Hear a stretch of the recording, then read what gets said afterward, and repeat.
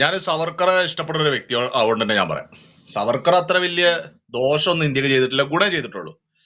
സവർക്കറുടെ ആദ്യ കാലഘട്ടം നിങ്ങൾ 1990 ഒക്കെ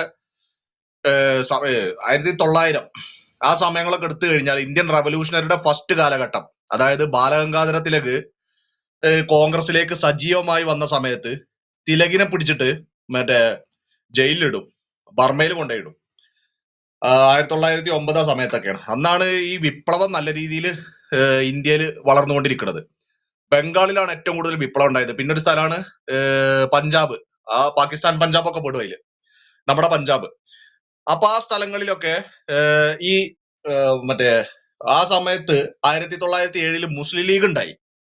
മുസ്ലിം ലീഗ് ഉണ്ടായിട്ട് ഈ മുഹമ്മദീയർ എന്ത് പറഞ്ഞ്, അവർക്ക് വേറെ ഇലക്ടോറേറ്റ് വേണം, ഞങ്ങളെ ആൾക്കാരെ ഞങ്ങൾ തെരഞ്ഞെടുക്കും, ഞങ്ങൾ മാത്രം തെരഞ്ഞെടുത്താൽ മതി, അതുപോലെ തന്നെ ഞങ്ങൾ ഭൂരിപക്ഷമുള്ള സ്ഥലങ്ങളിൽ ഞങ്ങളെ ആൾക്കാർ മാത്രമേ ഇലക്ഷന് നിൽക്കുള്ളൂ, അതിപ്പോ ഏത് പാർട്ടി ആയാലും ശരി, മുസ്ലിങ്ങൾ മാത്രം. അന്നേരം ബ്രിട്ടീഷുകാർക്ക് അത് ഒരു താല്പര്യം തോന്നി. കാരണം ഇന്ത്യനെ വിഘടിപ്പിച്ച് നിർത്താലോ. ഈ ഈ ഒരു ടീമിനെ മാറ്റി കഴിഞ്ഞാല്, ഈ ടീമും മറ്റൊരു തമ്മിൽ അടിയായി കഴിഞ്ഞാൽ എന്താവും, ഇവര് വെറുതെ ചൊറിയാൻ പോകും. കാരണം മുഹമ്മദിന്റെ ഒരു മാതൃക, അല്ലെങ്കിൽ അത്തരം ഇസ്ലാമിക ഇതുണ്ടാക്കാൻ, രാജ്യമുണ്ടാക്കാനുള്ള ഒരു പരിപാടിയായിരുന്നു ഈ പറഞ്ഞ ആൾക്കാർ. അപ്പൊ 1909 ഈ പറഞ്ഞ സെപ്പറേറ്റ് എലക്ടോറേറ്റ് മുസ്ലിങ്ങൾക്ക് കിട്ടി. അങ്ങനെ മുസ്ലിങ്ങൾ ഈ പറഞ്ഞതുപോലെ തന്നെ ബ്രിട്ടീഷുകാരൊപ്പം പോവാൻ തുടങ്ങി. അങ്ങനെ ആ സമയത്ത് ഈ യൂത്ത് ആയിട്ടുള്ള ആൾക്കാര്, ഈ യുവാക്കളായിട്ടുള്ള ആൾക്കാര്, ഈ ബാലഗംഗാധര തിലകിന്റെ പോലുള്ള ആൾക്കാരെ, പ്രത്യേകിച്ച് ബാലഗംഗാധര തിലക്, ലാലാ ലജ്പത് റായ് പോലുള്ള ആൾക്കാരെ പ്രസംഗങ്ങളും ലേഖനങ്ങളൊക്കെ കേട്ടിട്ട് അവര് ബ്രിട്ടീഷ് വിരുദ്ധ പോരാട്ടം തുടങ്ങി. ആ പോരാട്ടം തുടങ്ങിയതിൽ ഒരു മെയിൻ ഒരാളാണ് നമ്മളുടെ ഈ സവാർക്കർ എന്ന് പറഞ്ഞ വ്യക്തി. ആളങ്ങനെ തേർഡ് റേറ്റോ മൂന്നാം തരം നാക്കി കണക്കാക്കേണ്ട ഒരു കാര്യമല്ല. ഈ ബില്ലാദനോ അല്ലെങ്കിൽ ഈ പറഞ്ഞ സദ്ദാം ഹുസൈനോ അല്ലെങ്കിൽ ഈ ഒമർ ബിൻ ഖത്താബ് ഒന്നും ചെയ്തതിന്റെ അത്തരം എന്താ പറയാ ഒരു തെറ്റും ചെയ്യാത്ത ഒരാളാണ് ഈ പറഞ്ഞ സവാർക്കർ. അദ്ദേഹം ആദ്യം ചെയ്തത് എന്താണ്, വിദേശ രാജ്യങ്ങളിൽ പോയിട്ട് അവിടെ ബ്രില്യന്റ് ആയിട്ടുള്ള ഇന്റലിജന്റ് സ്റ്റുഡൻസ്, പുറത്ത് വിദേശത്ത് പോയി നമ്മളെ സുഭാഷ് ചന്ദ്രബോസ് പോലുള്ള ആൾക്കാരൊക്കെ പഠിച്ചത് വിദേശത്താണ്. അപ്പോ വിദേശത്ത് പോയിട്ട് അവിടെ പഠിക്കണ പിള്ളേരെ എല്ലാരും ഒരുമിച്ച് നിർത്തിക്കൊണ്ട് ഇന്ത്യക്ക് വേണ്ടിയിട്ടുള്ള എന്താ പറയാ സ്വാതന്ത്ര്യ സമരത്തിന്റെ ഭാഗമായി മാറിയ ഒരാളാണ് ഈ പറഞ്ഞ സവാർക്കർ. പിന്നെ സവാർക്കർക്ക് മനസ്സിലായ ഒരു കാര്യം എന്താണെന്നറിയോ, അദ്ദേഹത്തിന് ഒരു തരത്തിലും ഒരു അല്ലെങ്കിൽ ഒരു എന്താ പറയാ മതപരമായിട്ടുള്ള ഒരു ചിന്ത ഉണ്ടായിരുന്നില്ല. അദ്ദേഹത്തിന് മനസ്സിലായി നമ്മളെ ഒപ്പം നിൽക്കാത്ത ഒരേ ഒരു ടീമേ ഉള്ളൂ. അത് ആരാണെന്ന് ചോദിച്ചു കഴിഞ്ഞാൽ അത് മുഹമ്മദീയരാണ്. കാരണം അവർക്ക് ജീവിതത്തിലെ രാവിലെ എണീറ്റത് മുതൽ ഉറങ്ങണത് വരെ മതം ഉള്ളത് കൊണ്ട് അവര് മതരാഷ്ട്രത്തിന് വേണ്ടിയിട്ട് മാത്രമേ അവർ വാദിക്കുമെന്ന് അദ്ദേഹത്തിന് അത് വ്യക്തമായിട്ട് മനസ്സിലായി. അതിന്റെ ഒപ്പം തന്നെ അദ്ദേഹത്തിന് മനസ്സിലായ ഒരു കാര്യമുണ്ട്. നിങ്ങൾ സവാർക്കറുടെ ചരിത്രം പഠിക്കുമ്പോൾ അദ്ദേഹം ദളിതന്മാരെ കൂട്ടിയിട്ട് അമ്പലത്തില് ശക്തമായിട്ട് പ്രവേശിക്കുന്ന ഒരു സംഭവമൊക്കെ ഉണ്ട്. അതുപോലെ തന്നെ ഈ ജാതീയതക്കെതിരെ ശക്തമായിട്ട് വാദിച്ച ആദ്യ വ്യക്തിയാണ് ഈ പറഞ്ഞ സവാർക്കർ. അപ്പൊ ഇദ്ദേഹം ചെയ്യുന്ന ഒരു കാര്യം, ഇദ്ദേഹം പറയണത് നമ്മളെ സംസ്കാരത്തിൽ നിന്നുകൊണ്ട് ജാതിക്കപ്പുറം ചിന്തിച്ച് ഭാരതീയരായിട്ട്, അല്ലെങ്കിൽ ഹിന്ദുത്വം കൊണ്ട് തന്നെ, ഹിന്ദു രാഷ്ട്രം തന്നെ. എന്താ ഹിന്ദു രാഷ്ട്രത്തിന് എന്താ പ്രശ്നം?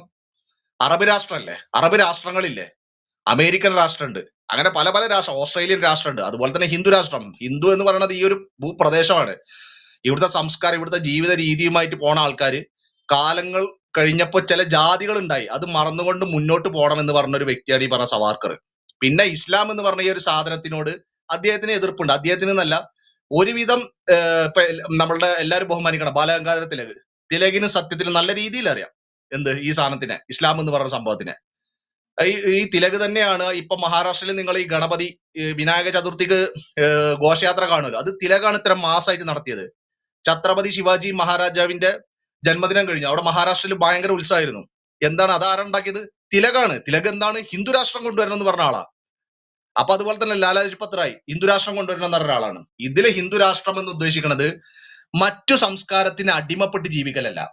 ഇവിടെ ഒരു സംസ്കാരം ഉണ്ടായിരുന്നു, നമ്മളുടെ പൂർവികർ ജനിച്ച ഒരു രീതിയും ആ ഒരു എന്താ പറയാ ഒരു ഭാഗം, അല്ലെങ്കിൽ ആ ഒരു ജീവിത രീതിയുമായി മുന്നോട്ട് പോവുക. അതിൽ തന്നെ മോശം കാര്യങ്ങളുണ്ട്. ഇപ്പൊ ജാതീയത ഉള്ളൊരു സംഭവമാണ്, ജാതി എന്നൊരു സംഭവം ഉണ്ടായിട്ടുണ്ട്, അത് എല്ലാ സ്ഥലങ്ങളിലും ഉണ്ട്. അപ്പൊ ഇവിടെ അത് ഹിന്ദുക്കൾ തന്നെ മാറ്റും, അല്ലെങ്കിൽ ഈ പറഞ്ഞ ഈ ഭൂപ്രദേശത്തുള്ള ആൾക്കാർ തന്നെ മാറ്റും. അങ്ങനെ ഐക്യത്തോടെ മുന്നോട്ട് പോണ ഒരു സംഭവമാണ് ഈ ഹിന്ദു രാഷ്ട്രം എന്ന് പറയുന്നത്. അല്ലാതെ മറ്റ് സമുദായക്കാരെ മൊത്തം കൊന്നുങ്ങാണ്ട് ഇപ്പൊ ഇസ്ലാമിക രാഷ്ട്രം എന്ന് പറഞ്ഞാൽ എന്താണ്? അതായത് അവസാന നാള് എന്ന് പറയുമ്പോൾ ഓരോ ജൂതനെയും തെരഞ്ഞുപിടിച്ച് വെട്ടിക്കൊന്നു കളയണം.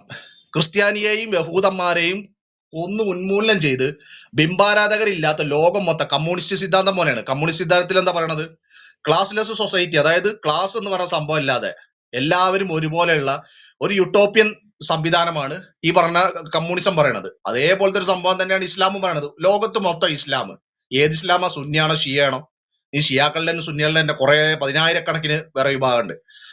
അപ്പൊ ഇത്തരത്തിലുള്ള ഒരു സംഭവം എന്നല്ല ഹിന്ദു രാഷ്ട്രം എന്ന് പറയുന്നത്. അത് സവാർക്കറെ കുറിച്ചിട്ട് വ്യക്തമായിട്ട് പഠിച്ചു കഴിഞ്ഞാൽ മനസ്സിലാവും. അദ്ദേഹത്തിന് ചിലപ്പോ ചില എന്താ പറയാ ആശയ പ്രശ്നങ്ങൾ ഉണ്ടാവും, അല്ലെങ്കിൽ ആശയ മാറ്റങ്ങൾ ഉണ്ടാവും. പക്ഷെ അദ്ദേഹത്തിന് ഒരിക്കലും ഒരു എന്താ പറയാ ഈ നെഹ്റുവിന്റെ പോലെ ഒന്ന് മൂന്നാം കട, അല്ലെങ്കിൽ ഈ രാജ്യം പണയപ്പെടുത്തിയിട്ടോ, അല്ലെങ്കിൽ ഈ രാജ്യത്തെ യഥാർത്ഥ രാജ്യസ്നേഹികളായിട്ടുള്ള സുഭാഷ് ചന്ദ്രബോസിന്റെ പോലുള്ള ആൾക്കാരെ നാട് കടത്തിയ പോലെ ഒന്നും നമ്മൾ എന്താ പറയാ ചിത്രീകരിക്കേണ്ട ഒരു ആവശ്യമല്ല.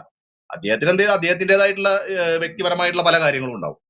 അദ്ദേഹം ഒരു തെറ്റും ചെയ്തില്ല. അപ്പൊ തെറ്റ് നമ്മൾ ചെയ്തിട്ടുണ്ടെങ്കിൽ ഈ പറഞ്ഞ നെഹ്റു ആണ്.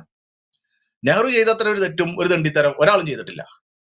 നമ്മളെ മറ്റേ അക്സായ് ചിഹ്ന് പോലുള്ള സ്ഥലങ്ങള് ചൈനക്ക് പോകാനുള്ള കാരണം നെഹ്റു ആണ്. അതുപോലെ തന്നെ സുഭാഷ് ചന്ദ്രബോസിന്റെ പോലെയുള്ള, ഇപ്പോ നമ്മൾ അജിത് ദോവൽ പറയണ്ടായി, ഇന്ത്യ ഒരുപക്ഷെ വിഭജിക്കില്ലായിരുന്നു. കാരണം എന്താ?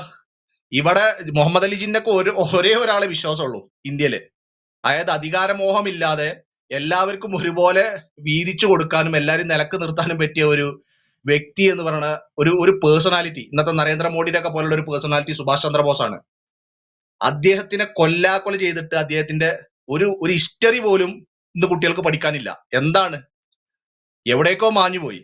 അപ്പൊ അത്തരത്തിലുള്ള ആൾക്കാർ ഇവിടെ എന്താ പറയാ ചാച്ചാജി എന്നും അതുപോലെ തന്നെ എന്താ ഭയങ്കര എന്താ പറയാ ബഹുമാനം കൊടുത്തിട്ടും പ്രതിമ ഒക്കെ ഉണ്ടാക്കിയിട്ട് നിൽക്കുക. അപ്പൊ ഈ സവാർക്കർ എന്താ ചെയ്തത്? ഹിന്ദുരാഷ്ട്രം തന്നെയാണ് വേണ്ടത്. ഇവിടെ ഹിന്ദുക്കൾ ഭൂരിപക്ഷം ആയതുകൊണ്ട് മാത്രമാണ് സാമും അതുപോലെയുള്ള പല ആൾക്കാർ ഇപ്പൊ ഇവിടെ ഉള്ള വിദേശ അല്ലെങ്കിൽ ഈ രാജ്യത്തുള്ളതല്ലാതെ മറ്റൊരു രാജ്യത്ത് നിന്ന് ഉത്ഭവിച്ച പല പേരുകളും, ഇപ്പൊ എന്റെ പേര് അങ്ങനത്തെ ഒരു പേരാണ്, അറേബ്യൻ പേരാണ്. അറബികളോടൊന്നും ഒരു വിരോധമല്ല ഈ പറഞ്ഞ ഹിന്ദുക്കൾക്ക്. പക്ഷെ ഇവിടെ വന്നിട്ട് ഈ സംസ്കാരത്തിനെ അല്ലെങ്കിൽ ഈ ഒരു നാടിനെ മറ്റൊരു നാടിന്റെ കീഴിലാക്കി മാറ്റുമെന്ന് പറയുന്ന ആ ഒരു ആണും പെണ്ണും കെട്ട ആ ഒരു ആശയം ഉണ്ടല്ലോ, അതിനെ എതിർക്കും. അത് തന്നെയാണ് ഹിന്ദുത്വം എന്ന് പറയുന്നത്. അതാണ് ഹിന്ദു രാഷ്ട്രം. അതിലിപ്പോ സാമും ഞാനൊക്കെ ഹിന്ദു രാഷ്ട്രത്തിന്റെ ഭാഗമാണ്. പക്ഷെ നീ ഇവിടെ നിന്നിട്ട് വിദേശ രാജ്യത്തിന്റെ ആശയം ഇവിടെ കൊണ്ടുവരാൻ നോക്കിയിട്ട് ആ രാഷ്ട്രത്തിന്റെ കീഴിൽ ഈ ഭൂമിനെ ആക്കുകയാണെന്നുണ്ടെങ്കിൽ അതിനെ എതിർത്തിരിക്കും. അതിനും പറയണ പേരും ഹിന്ദു രാഷ്ട്രം തന്നെയാണ്.